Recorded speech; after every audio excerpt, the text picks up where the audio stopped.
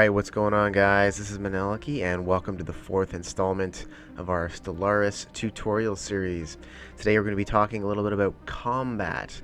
So combat is a very important factor in Stellaris, obviously, and it's extremely inevitable. No matter how passive you're trying to play, no matter how much you're trying to take it easy and mind your own business in your own little corner of the galaxy, combat will come to you. So we should talk a little bit about it and how to do it.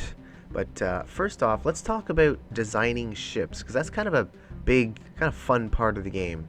So up here in this menu, you have the ship designers. You can go ahead and click on that, or just hit F10 for the shortcut. And that'll bring you to the ship designer interface. In the middle, you've got basically what ship you have currently selected. On the left are all the different sort of templates, well, like chassis, basically. So as you see here, cruiser, I could start a new cruiser design. Well, this is the currently designed cruiser because I have auto generate designs on, but you can click new design and you can pick from any currently researched chassis type. Now this save game has all the research. This is why you're seeing all these things. When you first start the game, you're gonna have a Corvette, and you'll have, you know, colony ship, science ship, and stuff like that. All this advanced stuff like destroyer, cruiser, battleship, and all these things, that'll come later in the game in technology. But basically on the left you have all the different chassis. On the top you have the selected chassis is broken down into components. So you have here the bow, the core, and the stern of a larger ship. Destroyer only has 2 slots. Of course, Corvette only has 1 sort of group, so component group. So this is where that's listed, and within each component group you can see there's a whole bunch of different slots. That's where you put your weapons.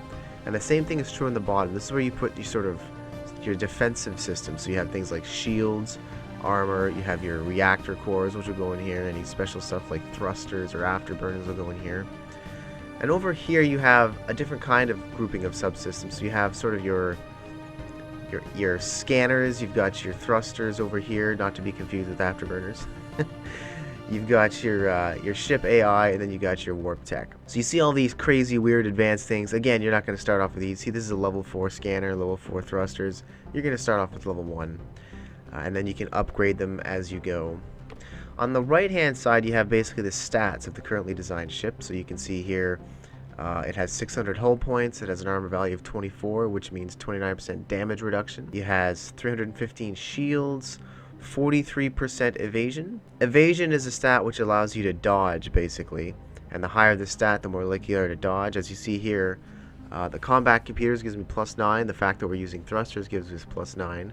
And the fact that we're a destroyer gives it +25. But if you look by contrast, click on a Corvette, it has an evasion value of 75 because we're getting 60 from the fact that we're Corvettes.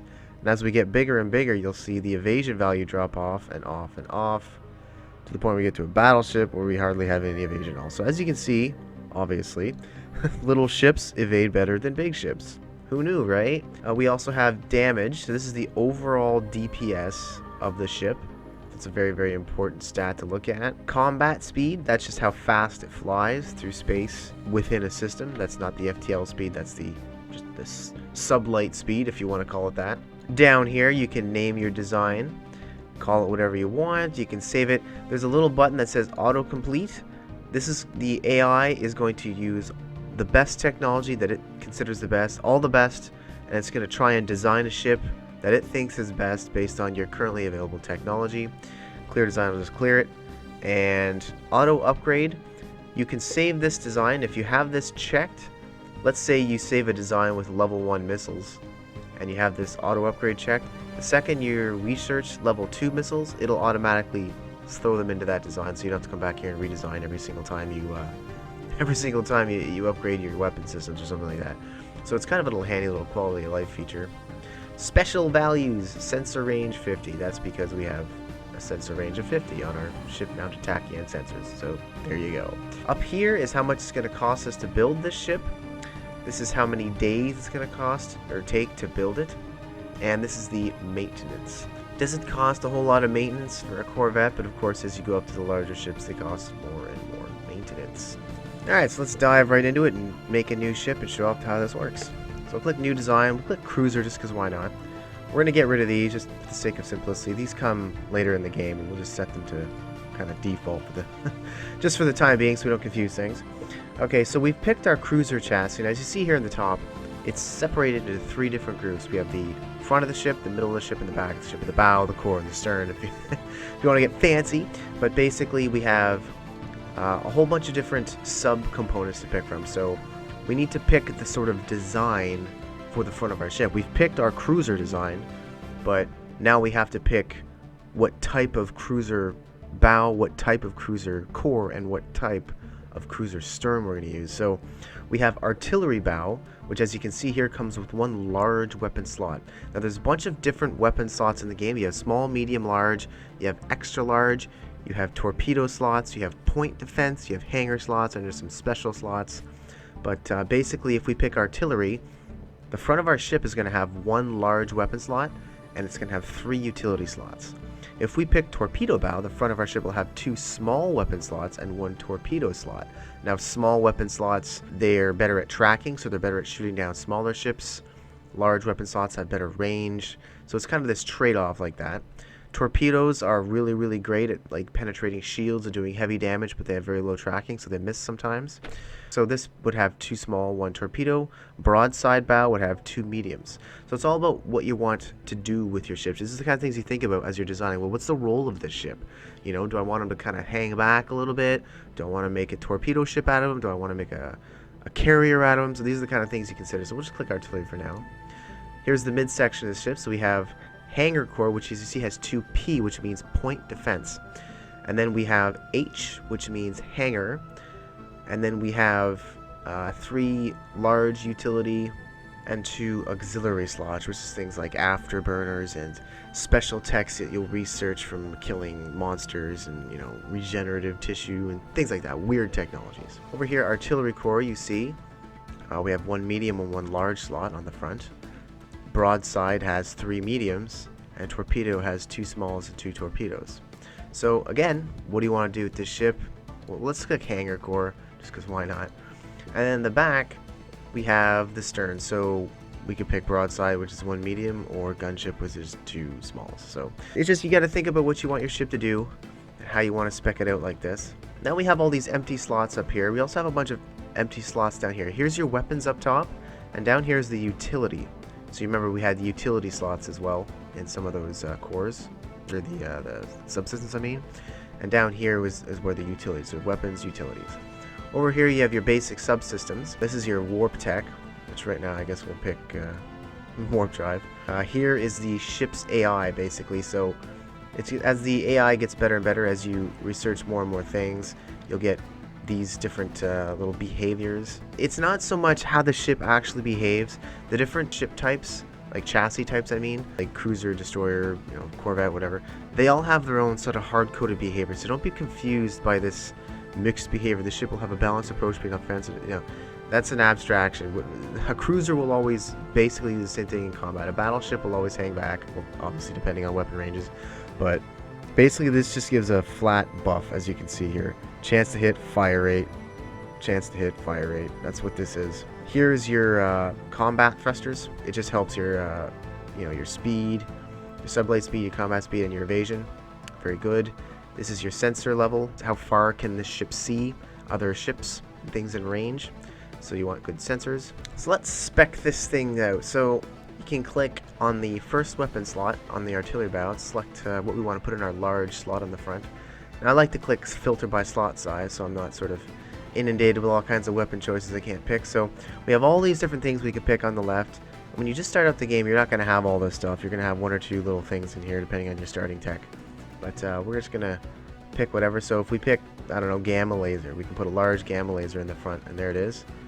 There's our large gamma laser. Now the hangar core, so we have 2 point defense and 1 hangar slot. So we'll pick point defense, filter by slot size. Here's all the different options we have for point defense. And of course, as you see here, 1, 2, 3. As this goes up and up and up, it gets better and better. So it's like, it's a straight buff, basically. When you go from one level to the next, it's not like, well, it's doing something else. It's just doing the same thing, but better. So you want to try and upgrade your stuff as much as possible. So we'll put, well, might as well put a proper one. Put some point defense in there. That's just going to shoot down enemy fighters and incoming missiles and things like that. Right here we have a hangar section, which is we can put fighters or bombers into our ship. So let's go ahead and throw some fighters on this craft here. We'll pick bombers. Basically, bombers are really good. They do really good damage, but the thing is, fighters can shoot down bombers and other fighters and shoot down incoming missiles. So it's kind of a trade-off. Do you want raw damage, or do you want a little bit of utility and defense from that? So it's kind of a trade-off. What do you want to do there? Broadside's turn. We can pick a whole bunch of different things.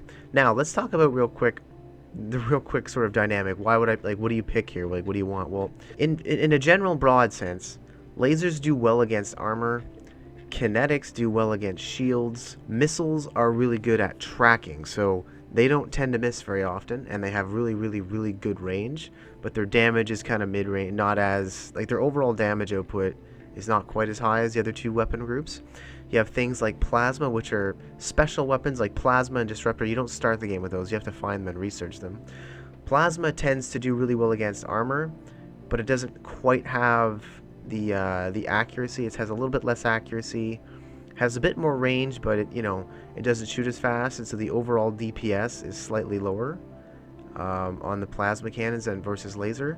Then you have disruptors, which is very focused against shields. So you can what you can do, you can combine these two. You can combine plasma and disruptor, which is a really nasty combination. The disruptors will strip the shields, and then the plasma will just melt the armor. So, or any combination of these things. So you can kind of tinker with that way. Just because why not? Let's just put some. Well, yeah, okay, we'll put some plasma on there because I don't know, why not? Just cause.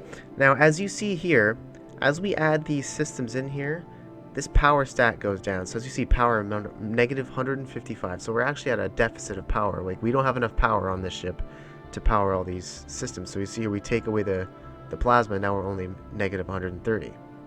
So we'll put our plasma back, but now we need to balance this out with some fusion reactors or reactor cores or whatever.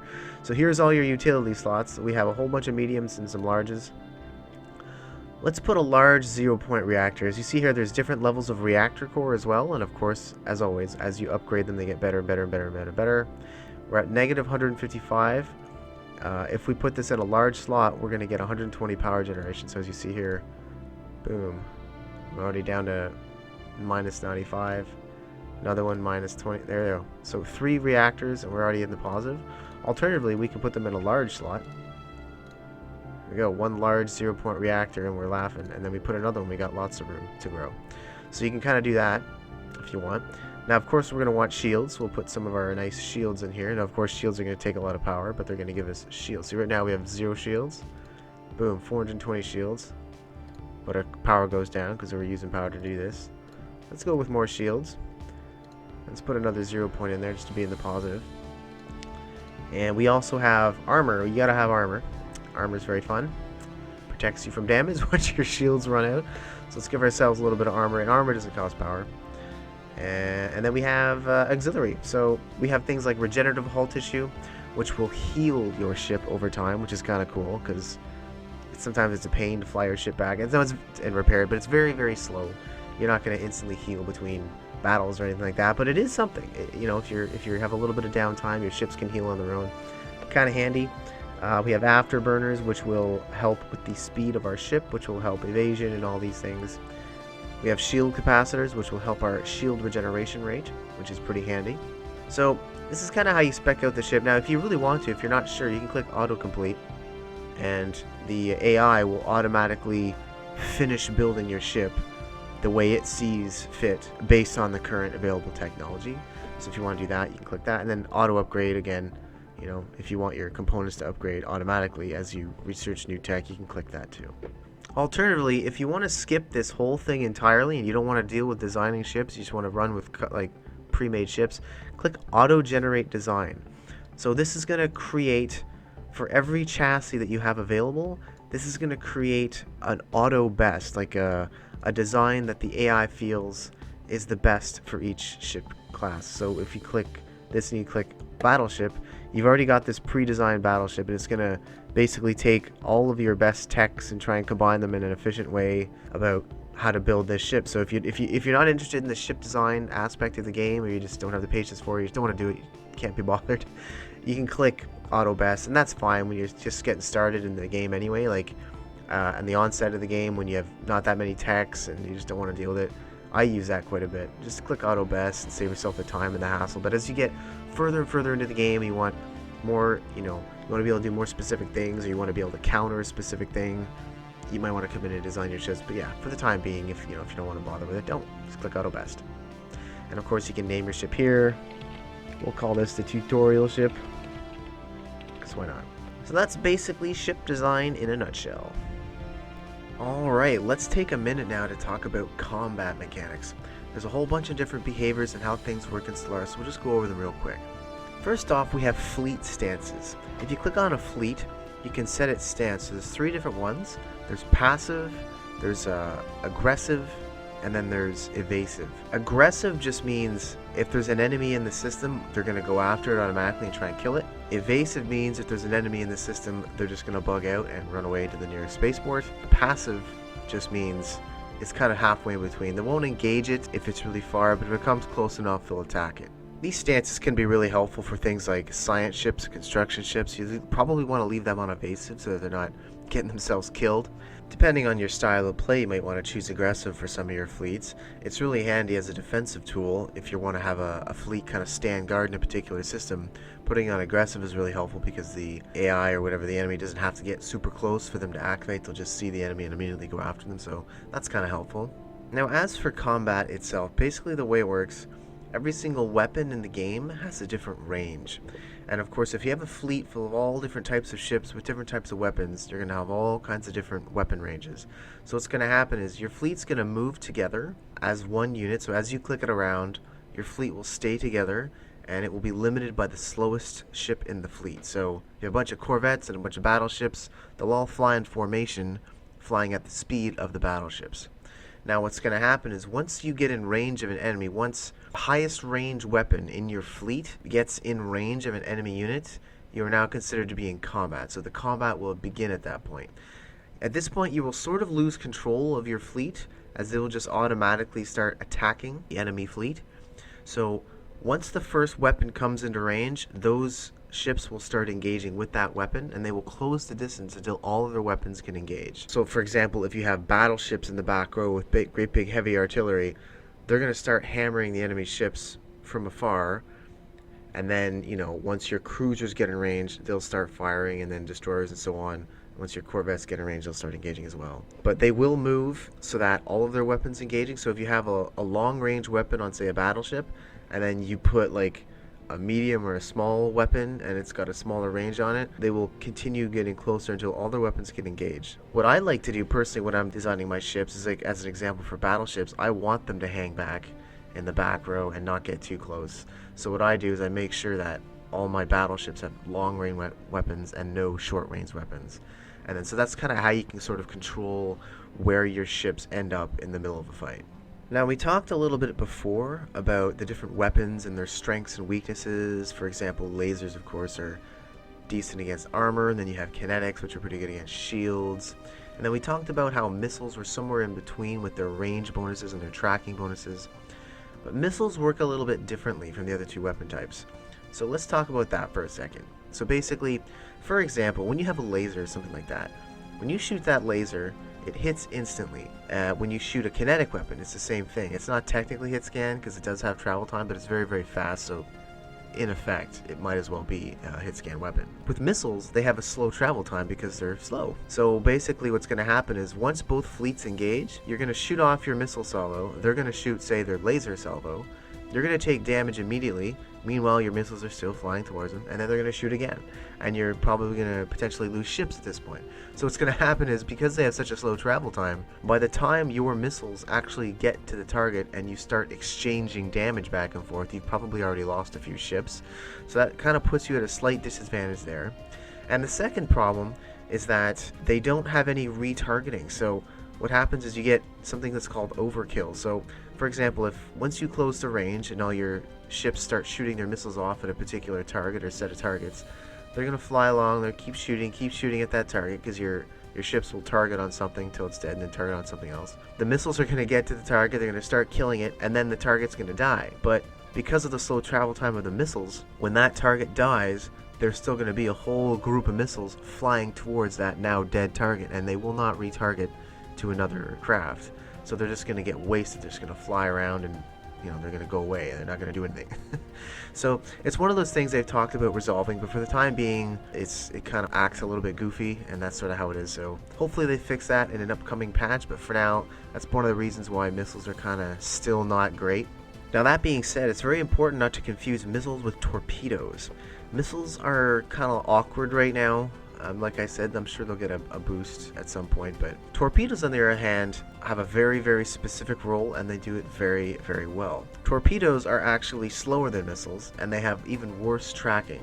So they miss quite a bit, and they shoot very slowly. So why are they so good? Well, because they hit like a truck. They have very high damage stats. Some of the better torpedoes in the game hit so hard. Not to mention that, but they're also very good at penetrating defenses. So there's a missile class in the game that will actually bypass shields completely and penetrate armor completely. So they fly right through the defenses of the opponents. This is really good against things like battleships, like large ships. It's also really good against the Leviathan content, which we'll talk about in the later video. And you can also drop it on a bunch of corvettes. You can actually make torpedo corvette swarms, and they'll just completely wreck any capital ships. So torpedoes are in a really good spot. You don't use them too much, but they have a very specific purpose, and they excel at that purpose, whereas missiles are still kind of in limbo. They haven't really found themselves. So once the combat starts, there's a few stats to take into mind here.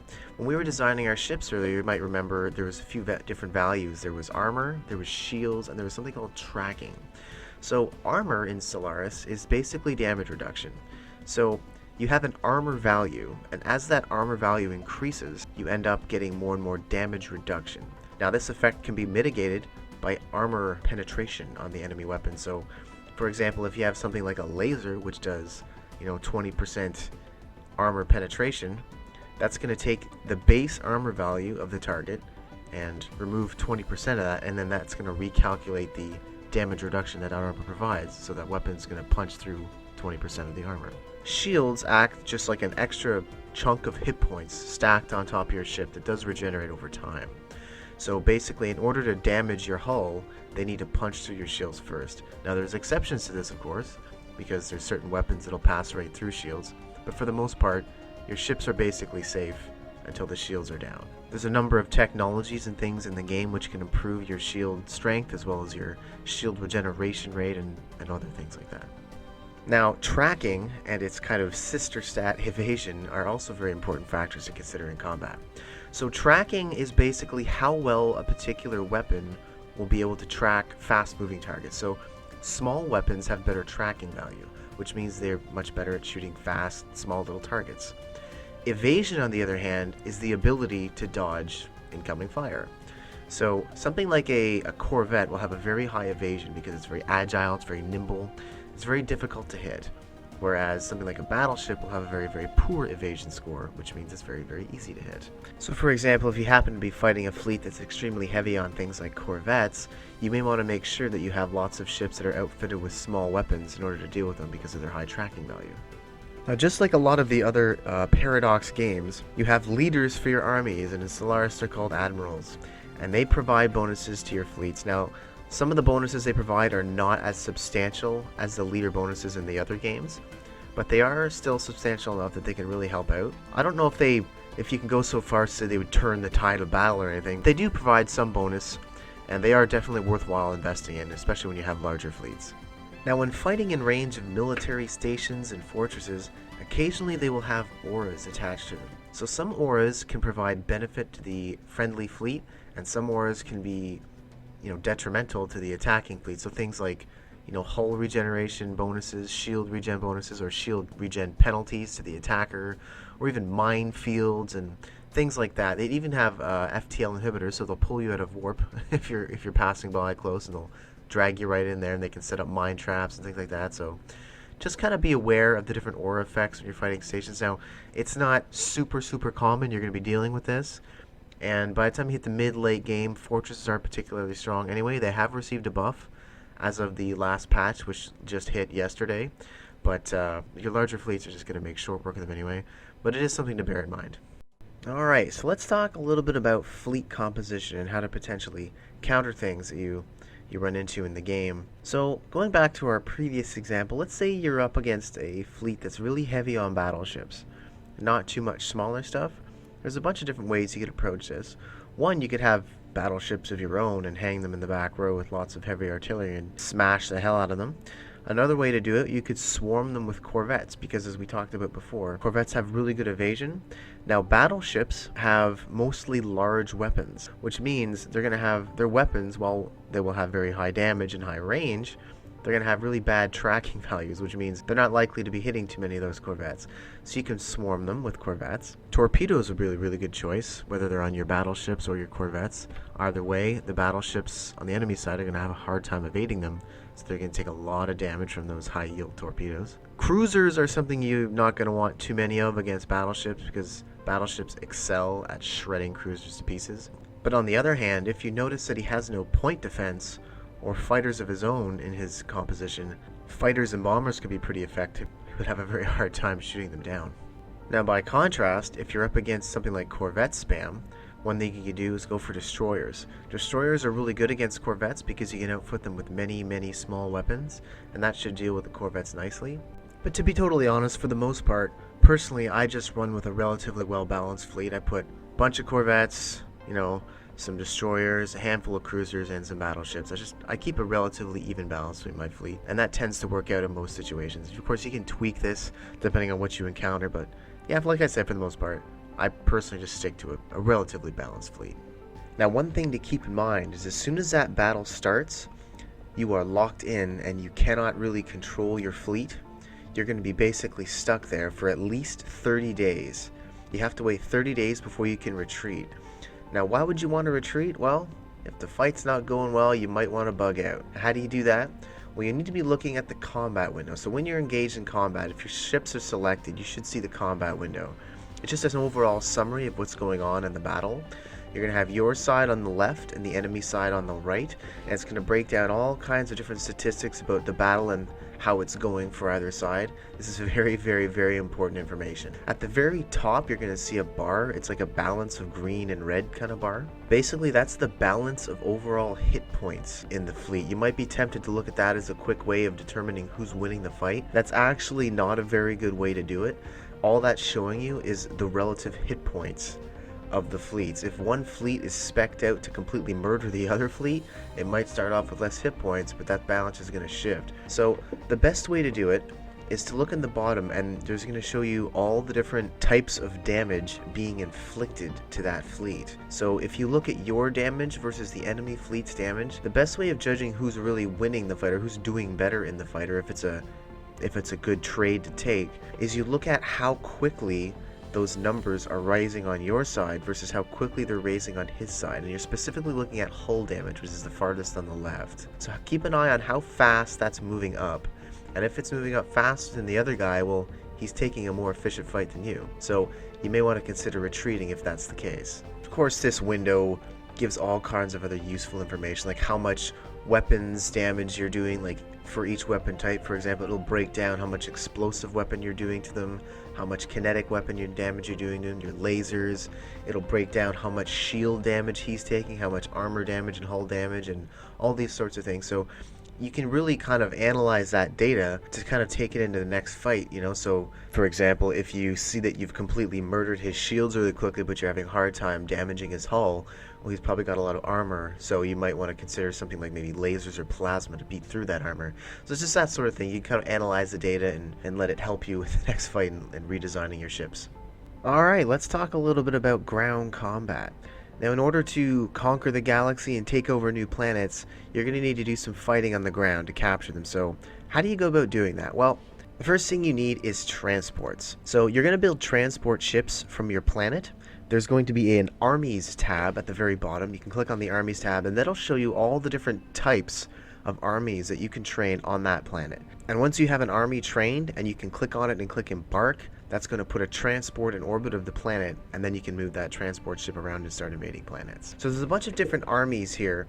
When you start off the game, you'll only have a couple listed. More of them will, of course, unlock with technology, but the basic two are defense and assault. A defense army is a little bit cheaper than an assault army, but it can't leave the planet. That's purely for defending your own planet against invasion. An assault army is a little bit more expensive, but you can take it off the planet. So if you want to be invading, that's what you're going to want to take. Now, different army types will have slightly different stats, so you can mouse over them and see, what kind of damage you're doing, how much health you have, and all these little stats for the different army types. To train them, you just click on them, and they'll show up in the queue, and they'll slowly build. And what's going to happen is you can queue up multiple armies, and they'll just kind of pool on the planet. And when you're ready to embark them, you can just click Embark All, and they'll all sort of form a transport fleet above the planet.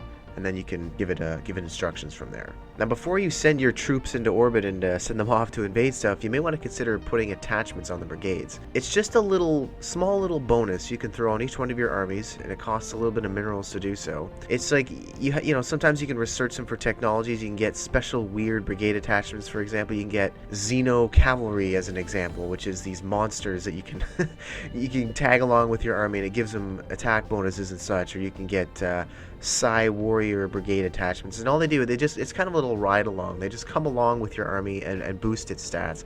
And you can do that for each one of your armies. You just click on them, and then there'll be a little window on the right hand side that'll say Brigade Attachment, and you can just click on the little box, and you can pick from all the different brigade attachments that are available to you based on your tech. And that's just going to give you a small boost to your army if your army's not super strong on the ground, if you don't have the strong trait, which is really great on the ground, or you're not militarist or purifier or anything like that. I mean, obviously these traits, these races can still pick these attachments, but if you need a little extra boost on the ground, these attachments are a great way to do that.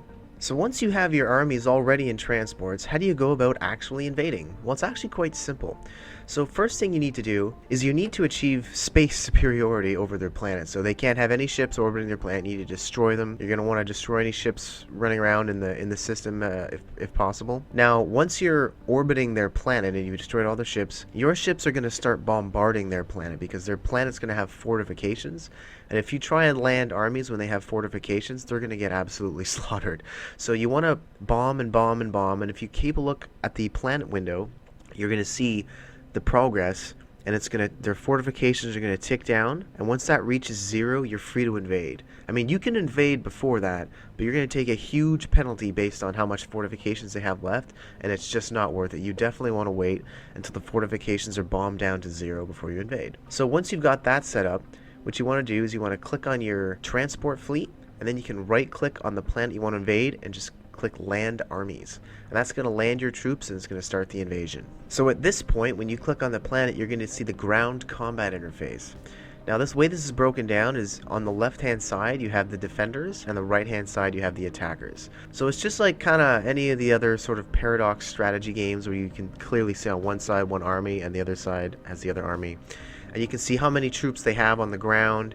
You can see what general, if any, they have defending. You can see your general and all the stats and everything. And on the bottom, there'll be listed some combat stats you can keep track of based on the fortifications, how much damage your troops are taking. Hopefully none if you've destroyed them. Now, each little army is going to be represented, or each brigade, I guess you could call it, would be represented by a circle. And as the armies fight each other, that circle is going to sort of slowly fill red to represent the damage that particular army's taking. So you can kind of get a relatively quick look at who's winning the fight. It's usually fairly obvious in the ground battles who's winning. If you're not winning, you can always retreat and so on. Now, if you're defending, of course, you can't retreat, but if you're attacking, you can. So as we sort of alluded to before, generals in ground combat aren't complete game changers, but they do help out a little bit, and you can see the stats in the top right and the top left of each general and exactly what they're doing for the battle. As they level up, these stats will improve, and if you can get a level 5 general with some good traits, they can potentially help out a lot. But the larger factor, of course, is always going to be troop quality and troop quantity. Now, once this is over, assuming you've won the battle, the planet is yours and you now occupy it. From here, you can re-embark your troops back into space onto their transports and start invading the next world. And finally, how can we talk about a Paradox game without talking about War Score? So War Score in Stellaris, like many other Paradox games, is just a measure of how well the war is going for you. It's going to be represented in the bottom right corner of the screen in a little symbol there with a number on it. This is going to range from minus 100 or whatever all the way up to positive 100. When you reach positive 100, you have won the war and you can enforce all the demands that you want that you've decided before the war started. And if you start going into the negative, that means you're losing the war, and if you get too low, the enemy can start enforcing their demands. So the way this works is, before you declare war, you need to set particular demands. So let's say you want to take a planet. Asking the other empire for that planet in war is going to cost you a certain amount of war score. Let's say, for example, it takes you 20 war score to claim a particular planet.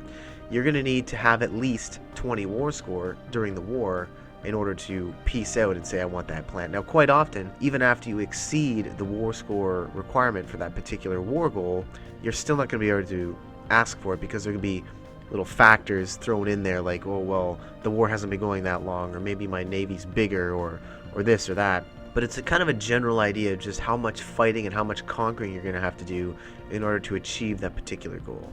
Now, in order to gain war score, you gain that by just winning battles and occupying planets. Well, I think that's going to be just about it for this video. I hope you guys enjoyed it. Do stay tuned for the next episode in our series. We're going to be talking about Leviathans, Enclaves, and Megastructures. But until then, guys, thank you so much for watching, and we'll see you next time.